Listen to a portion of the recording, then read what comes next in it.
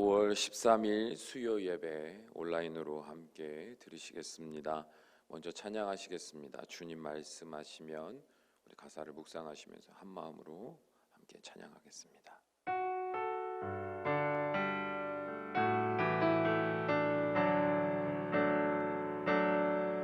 주님 말씀하시면 내가 나가리다.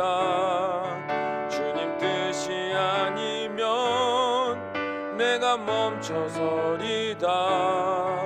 나의 가고 서는 것 주님 뜻에 있으니 오 주님 나를 이끄소서.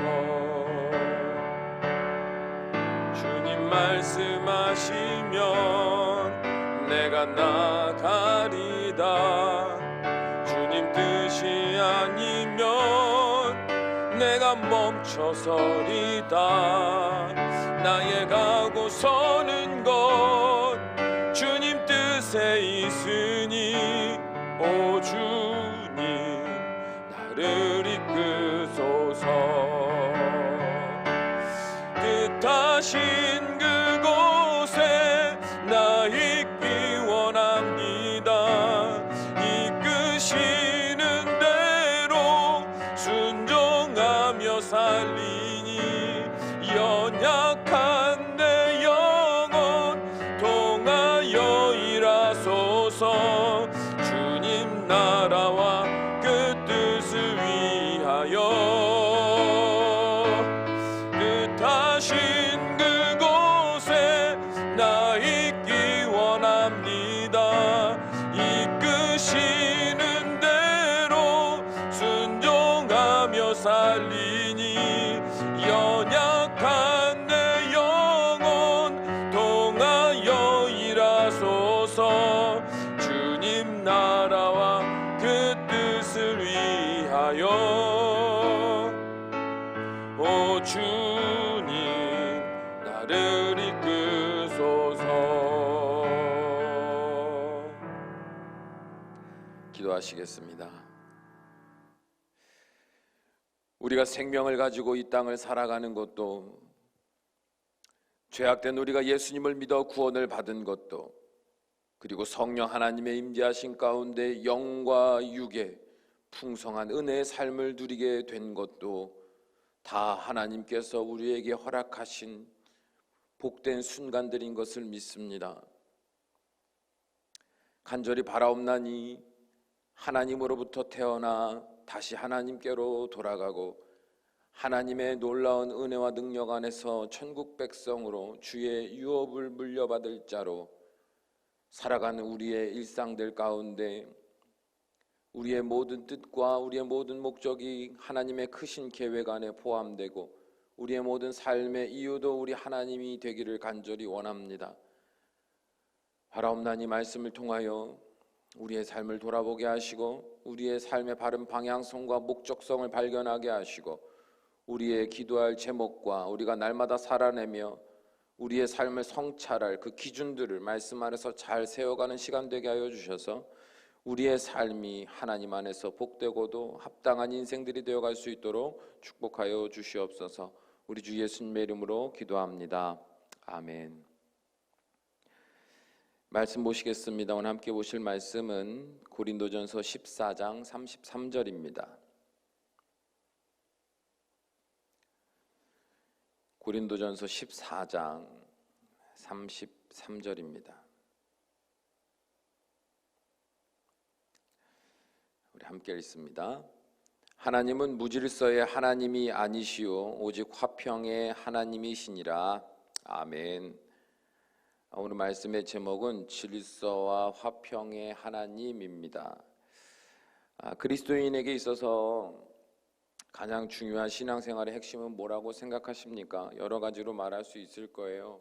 믿음이라고 말하고 사랑이라고 말하고 용서라고 말하고 인내라고 말하고 여러 가지로 우리는 신앙의 핵심들에 대해서 이야기할 수 있을지 모르겠습니다.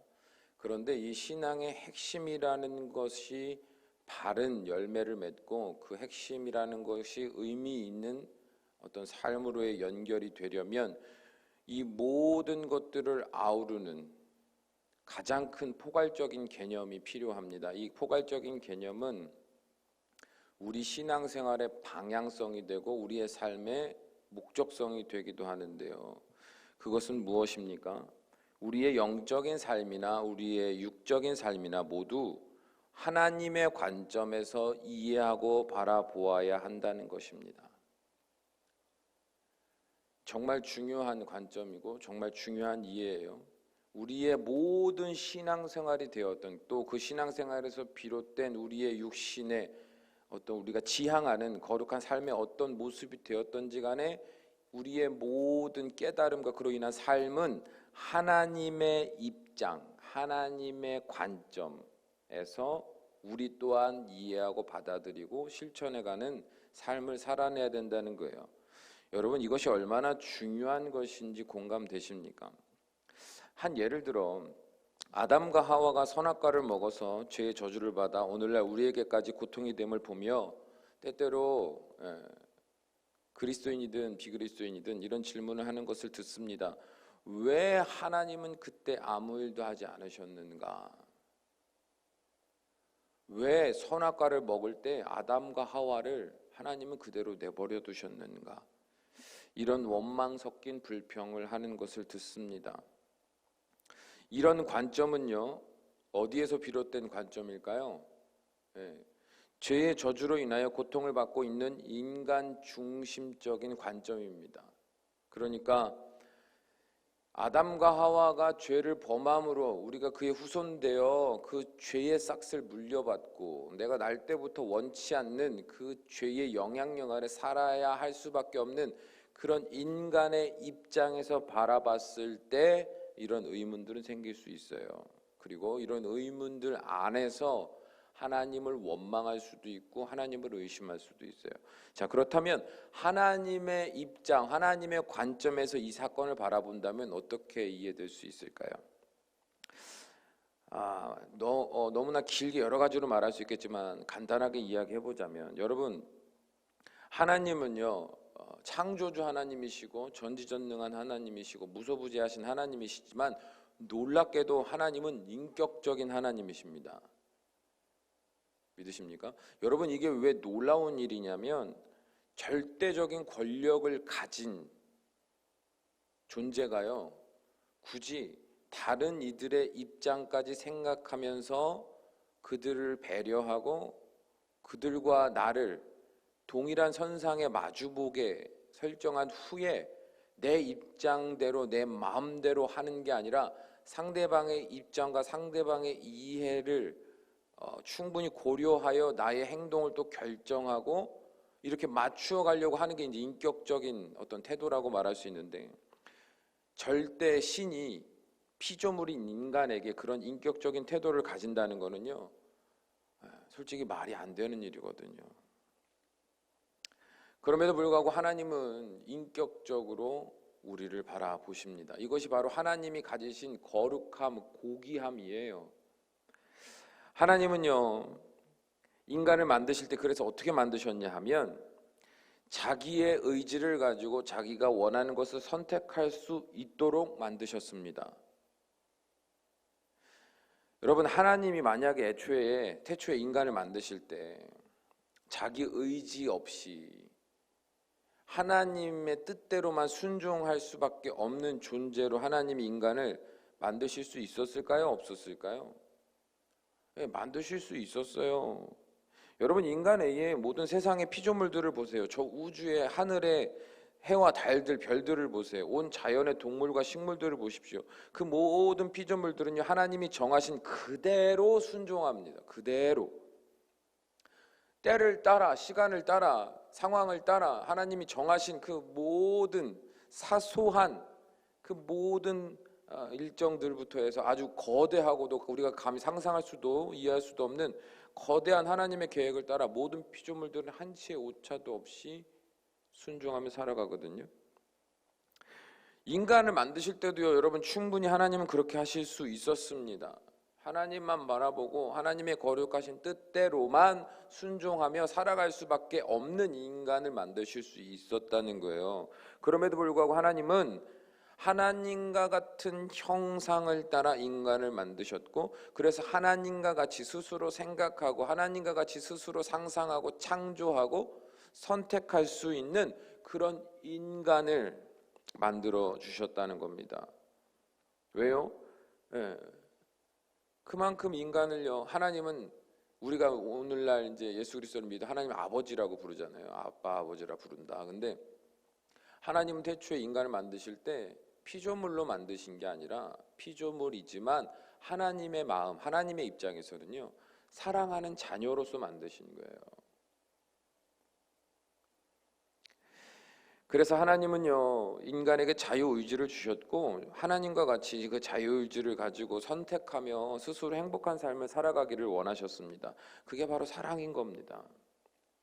만약에 여러분 주위에 누군가가 나를 사랑한다고 하면서 내 모든 선택과 의지를 다 무시하고 자기 멋대로 주위에 누군가가 나를 사랑한다고 그렇게 나를 올가맨다면, 그래서 그렇게 하면 위험하고 그렇게 하면 네가 큰일이 나니까 나는 네 의견이 중요한 게 아니야, 지금 난 너를 사랑하기 때문에 너의 선택, 너의 의지가 중요한 게 아니고 그래서 나는 너에게 강제적으로라도 이렇게 할 수밖에 없어 라는 식으로 만약에 누군가가 우리를 대한다면, 사랑이라는 명목하에 그렇게 우리를 대한다면 여러분은 행복할 수 있겠습니까? 그 사람을 사랑할 수 있겠나요? 아닙니다. 그로 인한 결과가 아무리 나에게 유익이 된다 할지라도 우리는 기뻐하지도 않을 거고 감사하지도 않을 겁니다. 그래서 하나님은요, 우리의 자유의지를 존중하셨고 그 선택마저도 존중하신 거예요. 사랑하니까요. 또한 하나님은 인간의 관계에 있어서요, 하나님을 사랑할 수밖에 없는 인간이 되기보다 스스로 하나님을 사랑하기에 자신의 모든 것을 드릴 수 있는 우리의 존재를 만드셨습니다. 이것도 정말 중요한 거거든요. 여러분, 하나님이 인간을 만드실 때요, 하나님 뜻에 순종하는 존재일 뿐만 아니라요, 하나님만 사랑하는 존재로 만드실 수 있었을까요? 없었을까요? 충분히 만드실 수 있죠. 하나님에게 안 되는 게 어디 있어요? 하나님이 인간을 만드실 때요, 하나님만 사랑해. 우상이나 뭐 사람이나 뭐 세상의 어떤 가치들도 하나님보다 더 사랑할 수가 없는 존재. 그래서 하나님만 사랑할 수밖에 없는 존재를 하나님은 충분히 만드실 수 있었다는 거예요. 그런데 아까도 말씀드렸지만 하나님은 그 사랑마저도 스스로 선택하고 스스로 의지를 가지고 하나님을 인격적으로 사랑하는 그 존재로서의 삶을 하나님 허락하신 거예요. 왜요? 사랑하시니까요. 여러분, 최근까지 문제가 되었던 그루밍 성범죄에 대해서 많이 들어보셨죠? 이는 성적 가해자가 피해자에게 호감을 얻거나 돈독한 관계를 만들어서 심리적으로 지배한 뒤에 자신의 성적인 폭력을 가하는 것을 뜻하는 겁니다. 이 그루밍 범죄가요. 여러분, 이 범죄의 가장 큰 문제는 뭐예요? 나를 사랑할 수밖에 없게끔 심리적으로 또 상황적으로 어려운 사람을 잘 자기의 사람으로 만들고 알게 모르게 그에게 내가 너에게 없으면 안 된다라는 어떤 의식들을 심어준 후에 성적인 범죄를 범한 것. 여러분, 우리가 이 범죄 앞에서 우리는 분노하잖아요. 마찬가지예요. 하나님이요, 우리로 하여금 하나님을 사랑할 수밖에 만드셨다면 여러분, 그것을 누가 사랑이라고 하겠습니까? 하나님도 그런 걸 원치 않으세요. 하나님은 고귀한 분이시거든요. 그래서요, 하나님은요, 하나님보다 결국엔 그 선악과를 먹고 내가 하나님보다 어떻게 하나님과 같은 하나님이 되는 것을 선택한 그 욕망을 사랑했고, 그 자신의 교만함 속에서 자신을 위하여 하나님의 말씀을 거스르고 선택하는 그 인간의 선택 앞에서 결국은 침묵하신 거예요. 자, 그렇다면 하나님은 그들의 배신에 분노하시며 그들을 멸절시키셨습니까? 아담과 하와가 선악과를 먹는 그 순간 이미 그들은, 그리고 그들을 통하여 하나님이 약속하셨던 생육하고 번성하여 온 땅에 충만하게 될 그의 후손들은요, 하나님은 이미 아시거든요. 이미 선악과를 먹는 그 순간에 하나님과 영영 관계가 분리될 수밖에 없다는 걸 아셨거든요. 자, 그렇다면 하나님은요, 그렇게 하실 수도 있어요. 그 둘을 하나님의 뜻에 불순종한 그 벌로 그들을 멸절시키시고 새롭게 창조하셔도 되셨을 하나님이세요. 여러분, 하나님에게 그런 주권이 있어요? 없어요? 있죠. 왜 없어요? 여러분, 우리는요, 하나님의 주권에 대해서 왈가왈부할 자격이 없어요. 우리에게는 그럴 만한 자격도 없고요, 그럴 만한 힘도 없어요. 하나님이 그렇게 하시겠다 그러면 하는 거예요. 더군다나 하나님이 불의한 하나님으로서, 이기적이고 편협한 하나님으로서 말도 안 되는 걸 가지고 막 기준 삼으시고 뭔가 질서도 없는 행동을 하시는 그런 하나님이 아니시잖아요. 하나님은요, 본인이 말씀하신 질서를 본인이 따르시는 하나님이시거든요. 하나님이요, 그 거룩하신 공의의 어떤 기준 안에서요, 솔직히 아담과 하와를 멸절시키고 그로 인해서 앞으로 일어나게 될 수많은 그런 죄악으로 말미암은 수많은 그 불의한 일들을 하나님은 사전에 막으실 수 있었어요. 그런데 하나님 어떻게 하셨어요?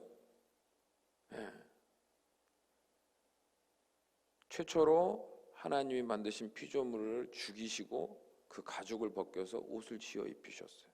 그뿐만 아니라 에덴 동산에서 나간 이후로도, 쫓아내신 이후로도, 왜냐하면 거기서 이제 생명나무의 과실을 먹을까 염려하셨거든요. 죄악된 상태로 생명 과실을 먹는다는 건 더 이상 돌이킬 수 없는 더 큰 불행이 될 수밖에 없기 때문에 하나님은 거기서 그들을 몰아내셨거든요. 그리고 나서 하나님 어떻게 하셨어요? 방치하셨습니까? 아니에요. 그럼에도 불구하고 그들과 동행하셨어요. 그뿐만 아니라 하나님은 그 순간에 이미 하나님의 독생자 아들 예수님을 이 땅에 보내실 것을 계획하셨습니다. 그리고 마침내 예수님께서 이 땅에 성육신하셔서 하나님을 배신한 인간들의 죄를 대신 짊어지셨고 그들을 대신하여 대속제물 되셨습니다. 그리고 이를 믿기만 하면 하나님은 그들의 모든 죄가 동일하게 죽었다 없다 칭하여 주셨습니다. 더 나아가 이 놀라운 구원을 받았음에도 불구하고 평생에 걸쳐 하나님이 아닌 자신의 쾌락을 사랑하고 우상을 사랑하고 죄의 탐욕을 더욱 갈망하며 살아갈 수밖에 없는 우리들인 것을 아셨음에도 불구하고 하나님은 이 예수 그리스도를 믿어 구원을 받은 인간들 안에 직접 임하셔서 우리를 주의 성전 삼으셔서 성령 하나님으로 동행하시며 우리를 어떻게 해서든 구원의 길로, 구원받은 자답게 구원의 길로, 또한 천국에서 영원히 살아갈 수 있는 천국 백성으로 준비되고 훈련될 수 있도록 직접 동행하시면서 우리와 함께 하고 계신다. 그러므로 하나님의 입장을 아는 사람은요, 하나님을 뭐라고 말할까요? 사랑의 하나님이라고 말할 수밖에 없는 거예요. 우리를 만드실 때도 사랑이셨고 우리가 하나님을 떠나는 죄를 범하는 그 선택을 하는 순간에도 하나님은 사랑하셨고 하나님과 완전히 분리되어 하나님을 원치도 않고 바라지도 않고 우상과 죄악에 쾌락에 매여 영원한 사망으로 치닫을 수밖에 없는 우리를 하나님은 다시 사랑하셨고 죽기까지 사랑하셨다.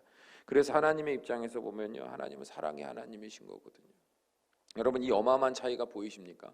인간의 관점에서 보면 하나님은 왜 나에게 이런 상황을 주신 하나님인가 라고밖에 해석이 될 수밖에 없지만 왜 하나님은 이렇게 저 사람은 저렇게 해주고 왜 나는 이렇게 해주고 라는 불공평의 하나님이라고 하여간 막 내 관점에서 내 고통에 의해서 내 욕망에 의해서 하나님을 바라보면 하나님은 그 정도의 하나님밖에 안 되지만 하나님의 관점, 하나님의 입장에서 하나님을 바라보면 하나님은요 우리를 죽기까지 사랑하시고 끝까지 책임지시는 신실하신 하나님이 되는 거예요.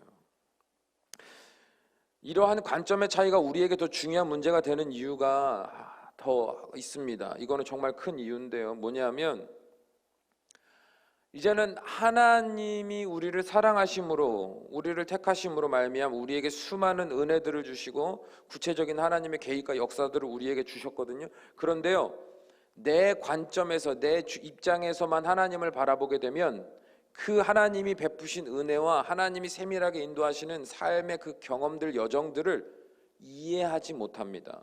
깨닫지를 못해요. 하나님이 그런 은혜를 주신 목적과 뜻에 합당한 삶을 살지를 못해요. 내 관점에서 보면 그런 게 보이지도 않겠죠. 여러분, 그런 고백하시는 분들을 종종 보는데 하나님은 자신의 기도에 응답하시지 않는다는 거예요. 하나님은 누구누구처럼 내 삶에 구체적으로 짜잔하고 내가 원하는 어떤 일들을 성취하시고 이루어가시는 것을 자신은 경험해 본 적이 없다는 거예요. 그래서 그런 사람들 보면 너무 부럽대요. 과연 정말 그럴까요? 내가 내 입장에서 바라보면, 하나님을 바라보면, 하나님이 나에게 주신 은혜와 역사들을 바라보면 여러분 솔직히 거룩함이, 또 하나님의 그 세밀한 터치와 인도하심이 보이겠습니까? 보이지 않아요. 왜? 우리는 그런 시야를 갖고 있지 못해요. 더군다나 죄의 욕망의 관점에서, 내 안에 수많은 죄악의 관점에서 그것을 바라볼 때 여러분 장님이 된 것과 마찬가지예요. 귀머거리가 된 것과 마찬가지거든요. 그러니까 하나님이 뭘 이루셔도 뭘 들려주셔도 보지도 못하고 들을 수가 없는 거예요. 인간의 관점에서 보면. 그러나 하나님의 관점에서 보면 여러분, 우리에게 주신 수많은 은혜들, 우리에게 주신 수많은 하나님의 구체적인 계획과 역사들은요, 하나님의 관점에서 보면 다 그 이유와 목적이 있습니다. 그래서 하나님의 입장에서 내 삶을 바라보는 사람은요, 하나님이 그 은혜를 베푸신 합당한 삶을 살아가게 돼요. 그 방향성을 갖게 돼요. 그 안에 이제 그것을, 그 안에 신앙이 믿음이든 뭐 사랑이든 용서든 인내든, 예? 화목해 하는 것이든 교제하는 것이든 그 수많은 은혜들 안에 있으면서요, 그 신앙의 수많은 가치들을 바른 목적과 방향성을 갖고 살아가게 되는 거거든요. 오늘 말씀 33절 함께 다시 한번 읽어봅니다. 하나님은 무질서의 하나님이 아니시오 오직 화평의 하나님이시니라. 여러분, 하나님은요 무질서의 하나님이 아니라 질서의 하나님이십니다. 이게 중요해요. 이제 하나님은 그런 분이시고요, 이런 질서의 하나님의 입장에서 이제 우리에게 은혜를 주시거든요. 이게 중요한데, 그래서요 하나님이 우리에게 각 사람이나 또 그 각 사람이 속한 공동체 위에 하나님이 베풀어 주신 모든 은혜들은요, 하나님의 입장에서 볼 때는요 질서의 하나님이시기 때문에 분명한 목적과 그 목적 안에서 비롯된 질서로 하나님은 인도하시는 거예요. 그렇다면 우리가 깨어서 하나님의 뜻에서 내 삶을 이해하고 더 나아가 공동체의 삶을 통찰하고 분별하지 못한 채 내 입장에서 하나님의 은혜를 이해하고 그것을 중심으로 살아간다면 어떤 삶을 살게 될까요? 그로 인하여 수많은 현상들이 우리의 삶에서 드러나게 되겠지만 가장 큰 증거는 뭡니까? 화평이 없다는 거예요.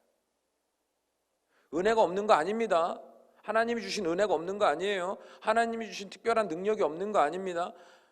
하나님이 주신 걸 누리고 있다니까요. 받고 있다니까요. 구원의 감격으로 눈물을 흘릴 수도 있고요, 내가 상상도 못했던 영과 육의 삶에 하나님의 풍성한 은혜들이 막 쏟아부어 부어질 수 있어요. 그런데 중요한 건 하나님의 입장, 하나님의 뜻, 그 질서의 하나님의 순리를 깨닫지 못하고 내 멋대로 살게 되면 그 어떤 은혜가 있다 할더라도 어떤 열매가 없냐? 화평의 열매가 없다. 오늘 말씀 보면 하나님은 질서의 하나님이심과 동시에 화평의 하나님이시거든요. 하나님은요 질서 있는 삶을 인도하시며 마침내 이 모든 질서 정연한 하나님의 인도하심의 삶을 통하여 화평의 열매들을 맺어가게 하시거든요. 이게 하나님의 목적이고 하나님의 뜻이에요.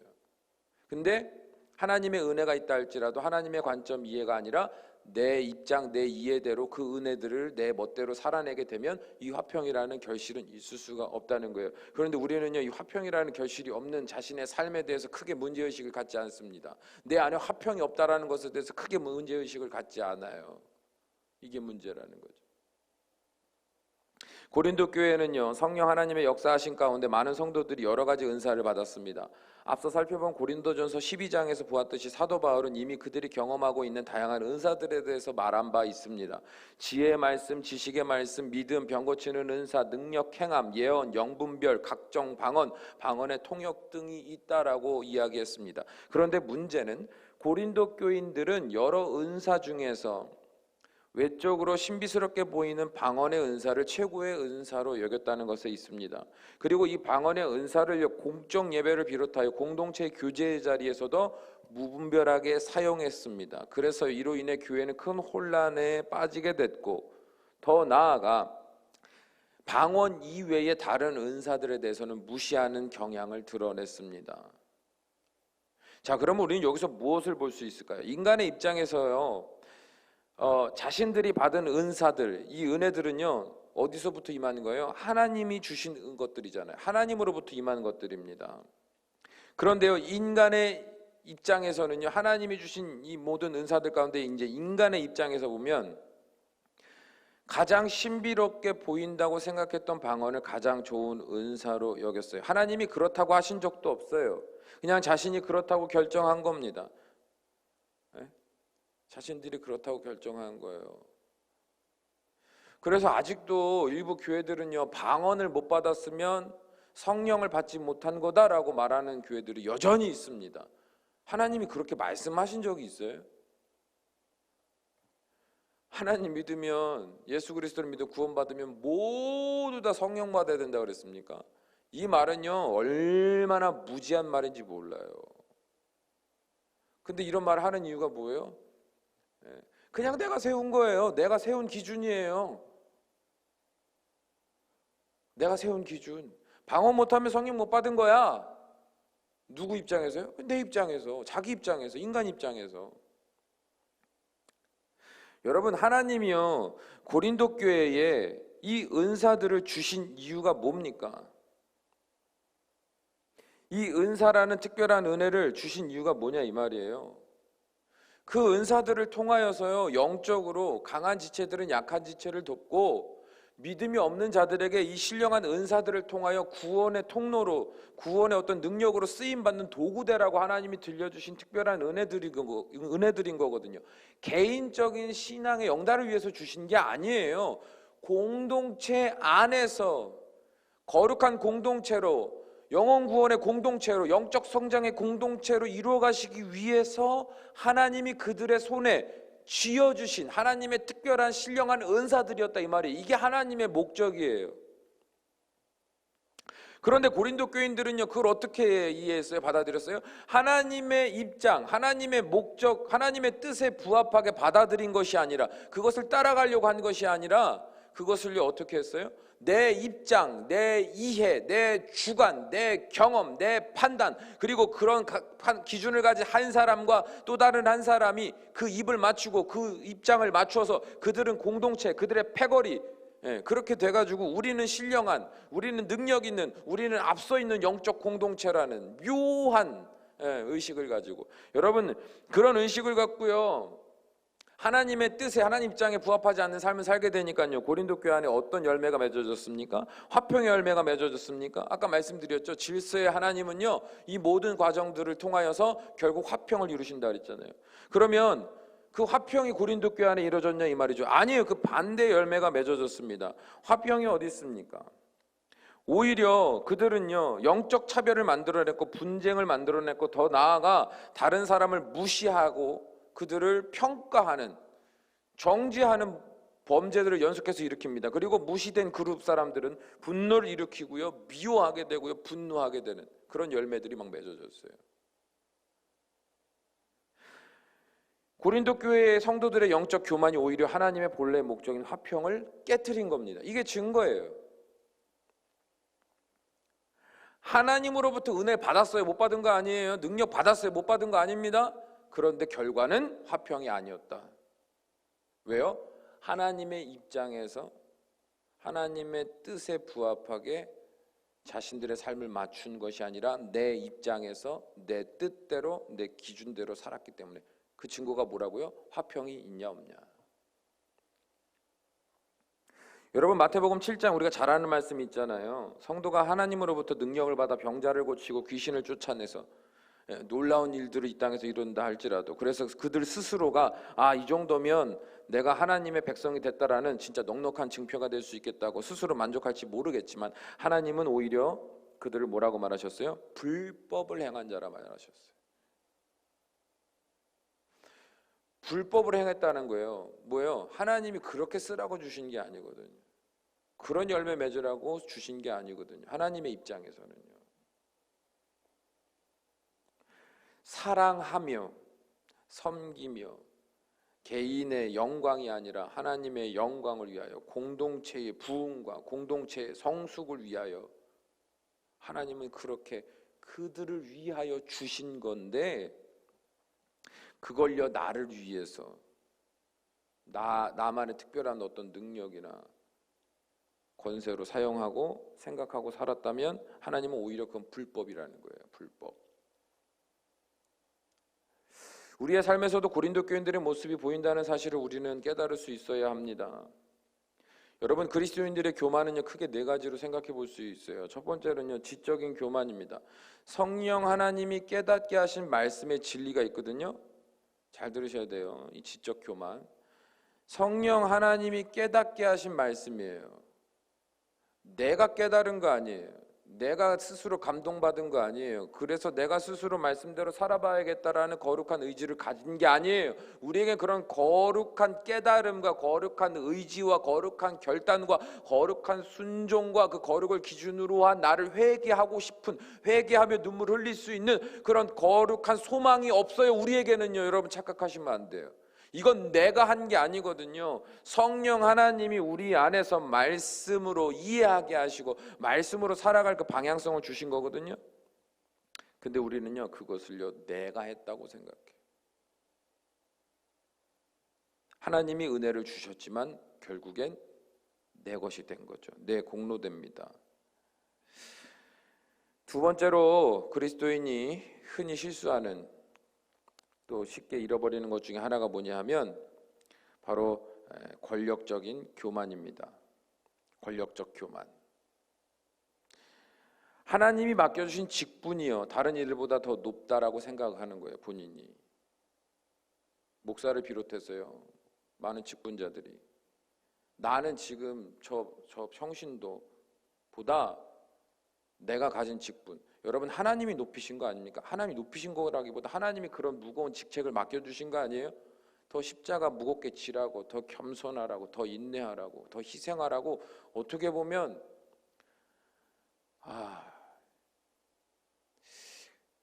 그런 직분을 받는 것을 기뻐하고 감사할 일이기도 하지만 동시에는요 그 직분이 가진 의미를 진짜 안다면 그거를 그렇게 쉽게 막 자랑하고 내 특권 삼지 못할 거라고 생각해요. 하나님이요 물론 그 직분을 주실 때 그 직분이 무거울수록 더 감당할 힘과 능력, 그 은혜들을 더 주시기는 하거든요. 그럼에도 불구하고 여전히 쉽지는 않습니다. 그런데 하나님이 그 모든 것을 주셨고 택하셨고 세우셨는데 그걸 가지고 내 권력 삼는 거죠. 하나님이 주신 것을 가지고. 셋째로 율법적 교만인 겁니다. 하나님은 우리로 하여금 그 말씀에 순종할 수 있도록 감당할 수 있는 힘과 능력을 주십니다. 그리고요 열매를 맺어요. 하나님 맺게 하신 거죠. 내가 맺은 게 아니에요. 원래 나라는 사람은 사람과의 관계에 있어서 친절을 모르고 용서를 모르고 배려를 모르는 인간이었는데 하나님의 말씀으로 내 안에 더러운 것을 몰아내고 새롭게 하시고 변화시키셔서 이제는 이전에 내가 살아본 적이 없는 거룩한 자로서의 삶을 살게 됐고 그 열매를 맺어간다. 그런데 어떤 이들은요 하나님이 그렇게 하셨는데요 그것을 내 율법적 교만 삼아요. 나는 이렇게 말씀대로 사는 사람인데 너는 왜 그렇게 사냐. 넷째로 영적인 교만입니다. 하나님께서요 신령한 영적인 은사들을 주십니다. 그런데 그것을요 자신만이 가진 특별한 영적 능력으로 여깁니다. 그리고 그렇지 못한 이들을 우습게 여기며 자신만이 하나님의 참 진리를 따르는 사람이라고 생각합니다. 특별히 한 가지 놓치고 있는 게 있는데 여러분 영적인 하나님의 특별한 은사를 만약에 주셨다면 여러분 이거는요 모든 사람과 공감될 수 있을 거라고 생각하시면 안 돼요. 이거는 잘 들으셔야 되는데 뭐냐면 모든 사람 앞에서 내 은사를 드러내고 모든 사람이 내 은사 앞에서 박수 쳐주면서 야 대단하다 그것까지는 아니더라도 그럴 수 있구나 아 그렇구나라고 공감해 줄 것을 기대하지 말라는 거예요. 왜요? 하나님이 주신 영적인 은사들을 받지 못한 사람들은요 이해하기 어렵거든요. 공감하기 어려워요. 그래서 영적인 은사를 받는다는 건요, 솔직히 말하면 외로운 겁니다. 외로운 거. 여기서 조심해야 돼요. 외롭다 그래서 그럼 나만 의롭냐? 그건 아니거든요. 나는 영적인 은사라는 달란트를 받았을 뿐 내가 하지 못하는 수많은 일들의 은사를 받은 다른 사람들은 그 역할을 따라서 열심히 순종하고 살면서 교회를 세워가고 있거든요. 그러니까 여러분 누가 알아주든 안 알아주든 나 혼자 외롭고 힘들다라는 그 감정과 같이 안에 있을 게 아니라 더 두렵고 떨림으로 묵묵히 기도하고 묵묵히 중보하고 교회 모든 흐름에 맞추어 내 삶과 태도를요 한 흐름으로 한 호흡으로 맞춰가야 되는 거예요. 우리 교회는 영적인 사람이 없어. 그래서 교회를 떠나 교회 밖에 수많은 영적인 사람이라고 말하는 사람들과 어울려 다니면서 신앙생활을 한다? 여러분 그건 정상 아니에요. 성경에 그런 내용이 어디 있어요? 내 기도의 힘은요 내 교회를 위하여 쓰는 거예요. 나 개인을 위해서 쓰는 게 아니라니까요. 내 처자식을 위해서 쓰는 게 아니에요. 그러라고 주신 게 아니라니까. 목적에서 완전히 어긋난 거예요. 하나님 뜻에 완전히 어긋난 거예요. 그 결과가 있다 할지라도 하나님 앞에 갔을 때 하나님이 뭐라고 그럴까요? 내가 너 그러라고 줬냐라고 물어보시지 않을까요? 정말 두려운 일이에요, 여러분. 그러므로 하나님의 입장에서요 우리에게 주신 은혜들을 바라보면요 교만할 수가 없어요. 근데 하나님의 입장이 아니라 내 입장에서 바라보니까 하나님이 주신 은혜 안에 있으면서도 고린도 교인들과 같이 우리의 삶에도 그 수많은 교만들이, 그 수많은 왜곡된 선택들이, 그래서 화평을 깨트리고 공동체를 깨트리고 하나 되지 못하고 주변을 맴맴 돌면서 방황하는 인생을 반복하게 되는 겁니다. 사도 바울은요 그래서 고린도 교인들에게 이제 하나님의 입장에 대해서, 하나님의 관점에 대해서 설명을 해줍니다. 여러 가지로 말할 수 있지만 저는 고린도전서 14장 1절의 말씀이요 이 14장 전체 내용을 아우르는 핵심이라고 생각하고 또 고린도전서 전체적인 맥락에 있어서 중요한 핵심이라고 할 수 있는 문장이라고 생각하거든요. 14장 1절 보면 사랑을 추구하며 신령한 것들을 사모하되 특별히 예언을 하려고 하라 이렇게 말합니다.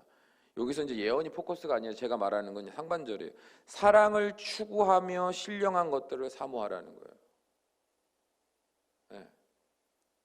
이 말을요 조금 더 쉽게 풀면 하나님이 너희들에게 많은 은사들, 신령한 것들, 이제 이걸 조금 확장시키면 우리의 육신의 삶에 풍성한 물질이든 권세든 관계든 하나님이 주시는 수많은 신령한 것들, 하늘로부터 너희에게 임하는 신령한 은혜들이 있을 때 이 모든 것들을 어떻게 하라는 거예요? 사랑을 추구하는 가운데서 사모하라는 거예요. 왜요? 하나님의 뜻과 목적은요 결국 하나님이 주신 것들을 통해 화평을 이루고 그 화평을 통하여 사랑을 성취하는 거거든요. 이게 하나님의 뜻이에요. 목적이에요. 그러니까 이것을 벗어나는 하나님의 은혜의 것들은 다 죄를 범하는 겁니다.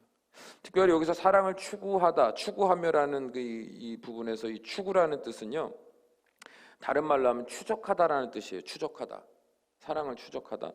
이게 무슨 말일까요? 여러분 이 말은요 주로 어느 때 쓰냐면 사냥꾼이 짐승을 추적할 때, 또 형사가 범죄자를 추적할 때, 범죄자를 누군가 추적할 때 그때 쓰는 추적하다라는 뜻이에요. 그러니까 뭐냐면 그만큼 사냥꾼과 같이 형사와 같이 집중력을 가지고 집요하게 추적하는 행위를 말하는 겁니다. 그래서 이 말 그대로 해석하면 어떻게 되는 거예요? 사랑을 분명한 목표로 삼고 집요할 정도로 추구해야 한다는 거예요. 사랑, 하나님의 뜻이 사랑입니까? 하나님은 그런 것을 우리에게 원하십니까? 그 안에서 질서의 하나님은 그 사랑을 이루시기에 질서를 이루어 가시고 질서라는 가정에 우리에게 은혜와 은사들을 주시고 영과 육의 풍성함을 채워주시고 그래서 우리에게 원하시는 건 뭐라는 거예요? 사랑하라는 거예요. 화평을 이루라는 거예요. 그게 하나님의 나라고 하나님의 뜻이에요. 이게 우리의 삶의, 하나님 입장에서 본 우리의 삶의 목적성과 방향성. 그래서 모든 건 이 안에 다 속해 있어야 해요.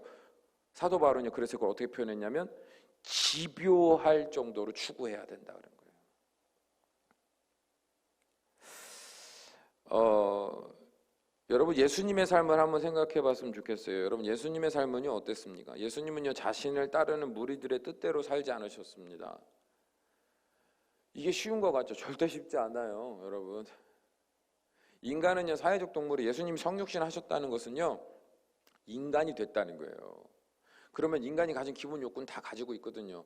예수님 외로우셨을까요? 안 외로우셨죠. 많은 무리들이 따랐을 때 예수님 좋으셨을까? 안 좋았을까? 좋죠. 관심 받는 거 싫어하는 사람이 어디 있어요. 물론 싫어하는 사람도 있을 수는 있겠지만 그래도 예수님이 말씀하실 때 많은 사람들이 나와 듣고 예수님께 막 병자들이 감사하다고 그러고 그러면 인간적인 입장에서 얼마나 뿌듯합니까? 그리고 예수님께 원하는 것들이 많았잖아요.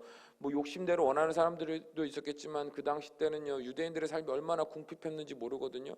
그들이요 막 간절함으로 나와서 예수님께 막 나 이런 어려움이 있으니까 나 이런 병이 있으니까 고쳐달라고 막 예수님 이렇게 해달라고 그러는데 예수님이 그거를 보면서요 애틋한 마음이 들 수 있고 능력을 행하실 수도 있습니다. 그런데 항상 그러지 않으셨다는 거예요.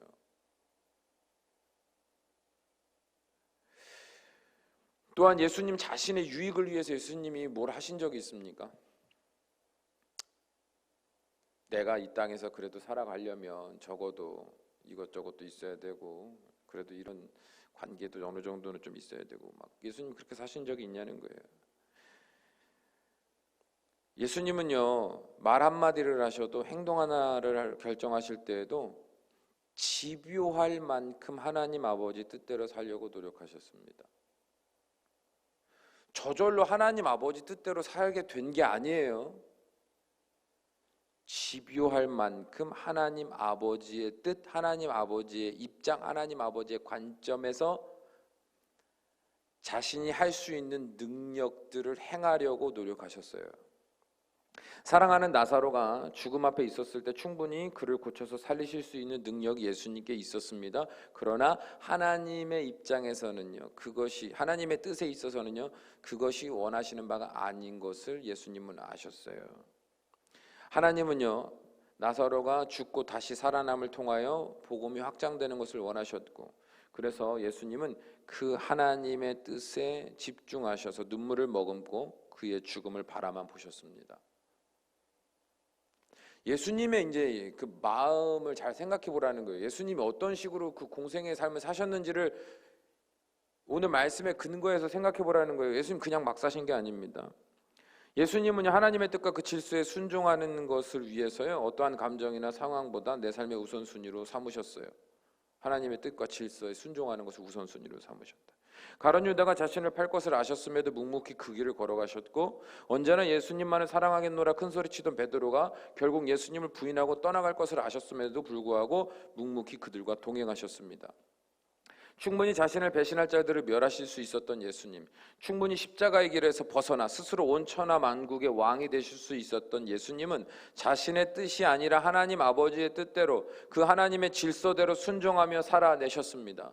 그 결과 예수님은 십자가에 달려 돌아가셨고 부활하셨고 그래서 온 땅에 하나님이 그렇게 원하시던 어떤 열매를 맺었어요? 화평케 하는 열매를 맺으셨어요. 하나님의 질서대로 순종하셔서 결국 하나님의 원하시는 바 화평의 열매를 맺으셨다.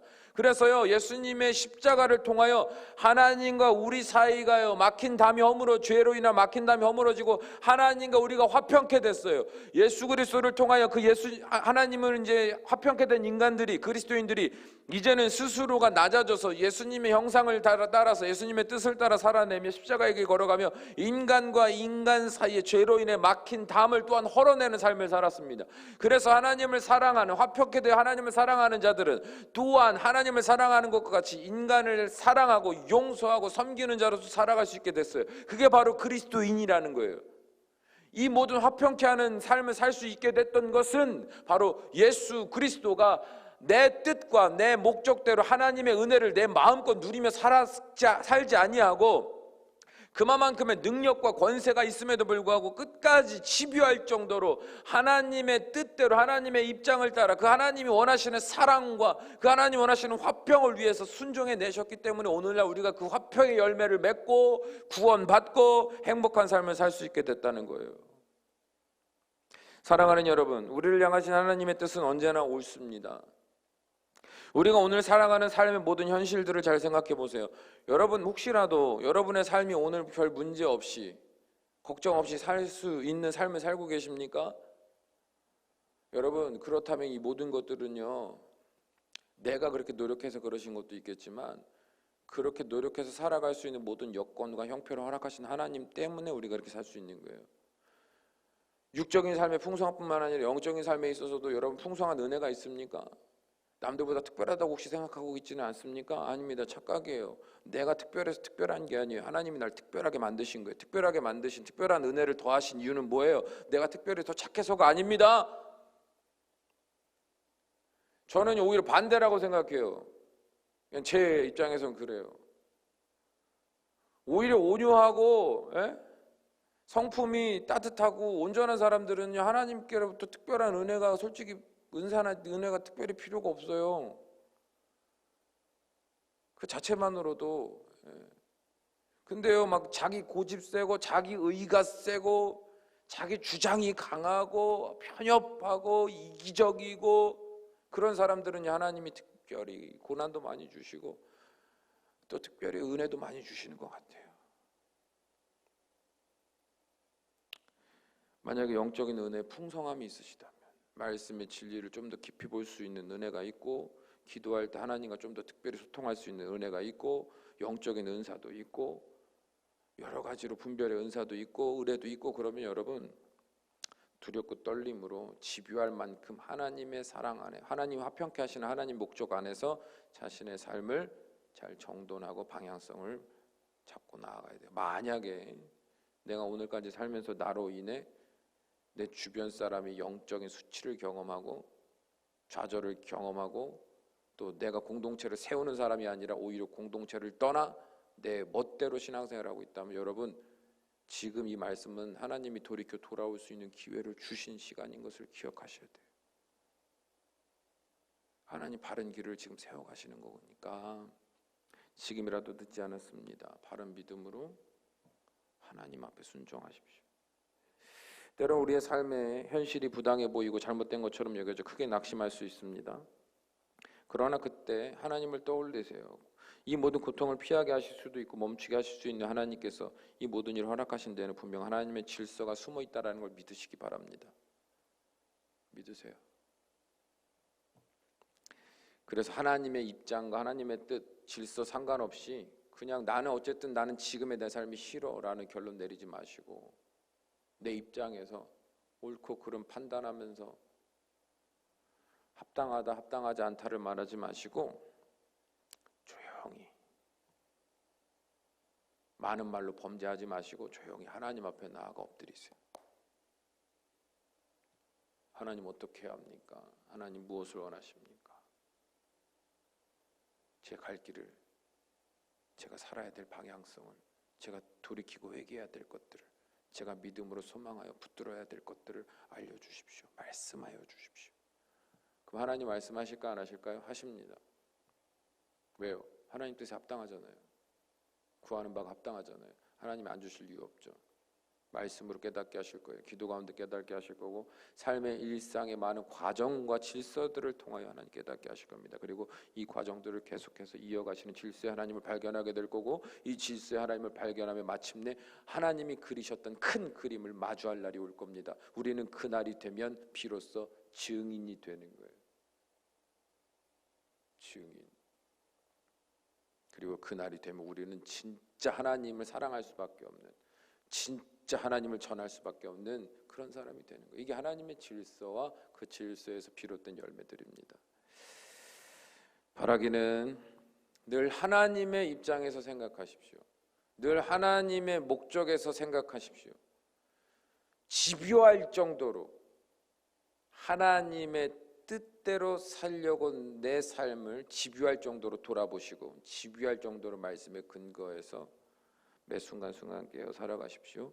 우리가 그런 이 말씀을 붙들고 성령 하나님께 내가 그런 사람, 그런 의식을 가진 사람 되게 해달라고 기도하면 날마다 기도하면 우리의 영적 의식은 더 자라나서 지금 이 순간에도 하나님이 내 안에 들려주시는 뜻을 잘 분별하고 순종하여 하나님이 그렇게 원하셨던 사랑의 열매, 화평의 열매를 이 땅에 맺어가는 복된 그리스도인 복된 공동체 될 줄로 믿습니다. 기도하시겠습니다. 사랑이 많으신 우리 아버지 하나님, 하나님은 질서의 하나님이십니다. 그 질서를 통하여 화평을 이루시고 그래서 하나님과 우리의 관계 또한 인간과 인간의 모든 관계가 연합하여 하나님의 거룩한 나라 되기를 원하시는 줄로 믿습니다. 이 일을 위하여 우리를 택하셨고 우리의 영과 육의 삶의 은사와 은혜를 부으셨고 그 은혜를 가지고 우리가 오늘날까지 살아가게 하신 줄로 믿습니다. 바라옵나니 그럼에도 불구하고 내 입장에서 내 생각의 기준에서 내 관점에서 죄의 본능을 따라 내가 해석하고 내가 내 멋대로 살아가려 하는 우리들을 불쌍히 여겨주시고 오늘 말씀의 찬란한 빛을 우리의 생각과 마음에 비춰주셔서 지적인 이해를 가지고 우리가 깨닫는 시간들이 아니라 성령의 조명하신 가운데 드러나게 하시고 이해되게 하시고 순종하게 하시고 결단하게 하셔서 우리 참평안교회 공동체가 하나님 모시기에 가장 합당한 자들로서 살아가서 열매 맺어가는 천국 백성들의 삶이 되어갈 수 있도록 축복하여 주시옵소서. 우리 주 예수님의 이름으로 기도합니다. 아멘.